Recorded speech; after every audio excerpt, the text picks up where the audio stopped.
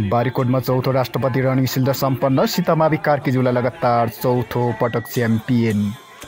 राष्ट्रका लागि खेलकुद, स्वास्थ्यका लागि खेलकुद भन्ने मूल नाराका साथ जाजरकोट बारीकोट गाउँपालिका वडा नम्बर 6 कार्कीज्यूलामा सञ्चालित चौथो गाउँपालिका स्तरीय राष्ट्रपति रनिङ सिल्ड छनौट प्रतियोगिता भव्यताको साथ आज सम्पन्न भएको छ।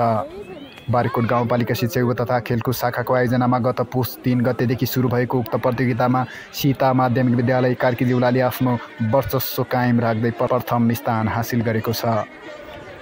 प्रतियोगितामा उत्कृष्ट प्रदर्शन गर्दै सीता माध्यमिक विद्यालय कार्कीज्यूलाले कुल 21 पदक सहित प्रथम स्थान प्राप्त गरेको हो। विद्यालयले 13 स्वर्ण, 5 रजत, 4 काँस्य पदक जित्न सफल भएको छ। यो जितसँगै सीतामावीले लगातार चौथो वर्ष पनि रनिङ सिल्डको उपाधि आफ्नो पोल्टामा पार्न सफल भएको छ।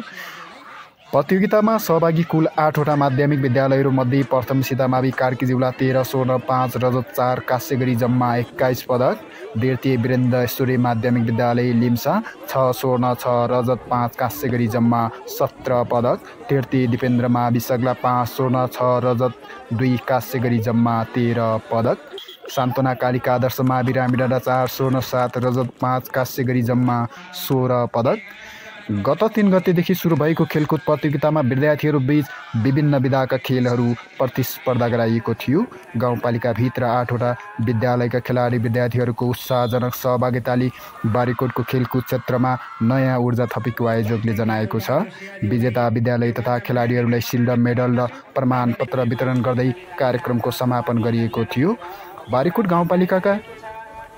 बारीकोट गाउँपालिका शिक्षा युवा तथा खेलकुद शाखाले आगामी दिनमा पनि यस्ता प्रतियोगितालाई निरन्तरता दिँदै स्थानीय स्तरका प्रतिभालाई राष्ट्रिय स्तरसम्म पुर्याउने लक्ष्य राखेको छ।